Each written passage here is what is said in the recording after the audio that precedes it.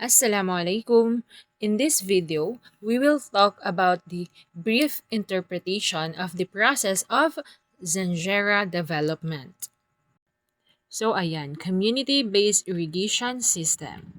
So Zanjeras develop irrigation systems using local technology, materials, and community labor.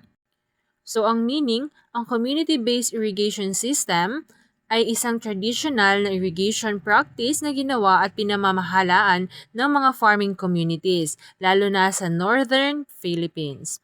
So ang Zanjeras ay mga farmer organizations na kung saan ang mga magsasaka mismo ang nagtutulungan para magtayo, mag-maintain at mag-manage ng irrigation systems gamit ang local knowledge, materials at community labor. So sa system na ito, nagtutulungan ang mga farmers para gumawa ng canals, dams, or water channels na nagdadala ng tubig mula sa mga ilog o streams papunta sa kanilang mga palayan. So instead na umasa sa modern machines o government agencies, gumagamit sila ng local technology at natural na materials tulad ng bato, kahoy at lupa. So bawat member ng community ay nagko-contribute ng labor, oras o resources para masigurong maayos ang takbo ng kanilang irrigation system. So in a simple word, ang community-based irrigation system ay pinapakita nito kung paano nagiging effective ang cooperation, local knowledge at collective labor sa pag-solve ng agricultural challenges, lalo na sa mga lugar na limitado ang lupa pero malakas ang community participation. So the next one is Bayang Tea Daga Agreement. So ang Bayang Tea Daga Agreement is ito yung sila yung isang traditional na kasunduan na ginagamit sa mga farming communities na may Zanjera irrigation system. So sa agreement na ito, pinapayagan ng mga landowner ang mga members ng Zanjera or ng mga farmers na magkaroon ng access or gumamit ng lupa kapalit ng kanilang pagtulong sa pagbuo at pag-maintain ng irrigation system. So meaning, ang mga farmers ang magtatrabaho para gumawa at mag-ayos ng mga canals, dams at water channels na nagdadala ng tubig papunta sa mga sakahan. So dahil sa irrigation system na ito, nagiging mas productive ang lupa dahil may sapat na supply ng tubig para sa pananim lalo na sa palay. So in a simple word, ang Bayang Tea Daga Agreement ay isang halimbawa ng cooperation sa pagitan ng landowners at farmers na kung saan parehong nakikinabang ang mga dalawang panig sa pamamagitan ng pagtutulungan sa irrigation at farming. Yes. Okay, so economic and social impact. So increased food production despite limited land availability. So meaning, increased food production despite limited land availability, meaning kahit limitado lang ang lupang pwedeng taniman, nagagawa pa ring mapataas ang produksyon ng pagkain dahil sa paggamit ng mas modern at efficient na farming methods. So, ibig sabihin, mas maraming ani ang nakukuha kahit maliit lang ang lupa. Nakakatulong din ito para masigurong may sapat na pagkain ng mga tao at mabawasan ng kakulangan sa food supply. Created employment opportunities through labor-intensive construction.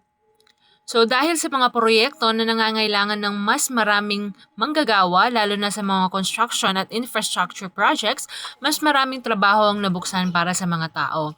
So hindi lang ito nakatulong sa economy, kundi nakapagbigay din ng mga pagkakakitaan sa mga pamilya lalo na sa mga rural or mahihirap na lugar. So it also achieved both economic growth and social equity. So meaning, ang mga programang ito ay hindi lang nakapagpatas ng economic growth, meaning paglago ng ekonomiya, kundi nakatulong din ito para maging mas pantay ang opportunity sa lipunan. So ibig sabihin, hindi lang mayayaman ang nakinabang, pati rin po ang mga ordinaryong mamamayan ay nagkaroon ng mas magandang akses sa trabaho, pagkain at kabuhayan. So the next is power and social dynamics. So landowners may have supported agreements to reduce tenant unrest and simplify land management.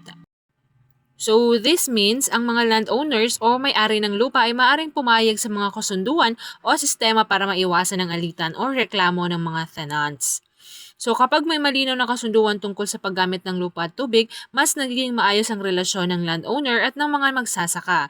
Nakakatulong din ito para mas mapadali ang pamamahala ng lupa at maiwasan ang gulo o hindi pagkakaunawaan.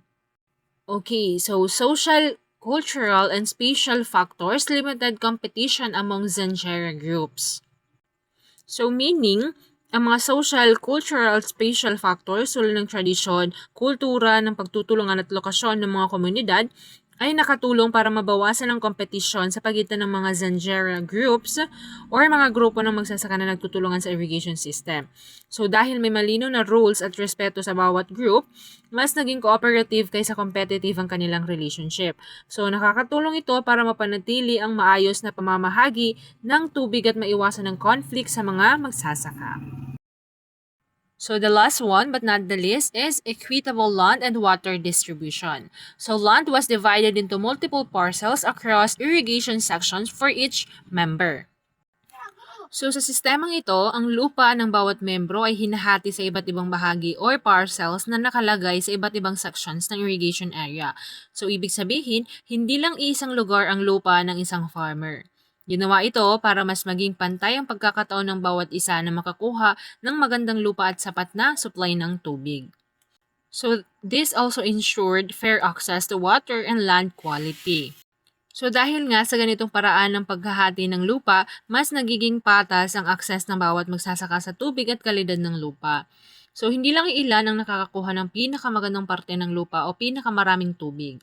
Sa halip, lahat ng miyembro ay may pantay na pagkakataon na makinabang sa irrigation system. So the last is reduce conflict between farmers at the head and tail of canals. So karaniwan kasi ng mga farmers na nasa head ng kanal malapit sa panggagalingan ng tubig ay nakakakuha ng mas maraming tubig kumpara sa nasa tail ng kanal or dulo ng daluyan ng tubig.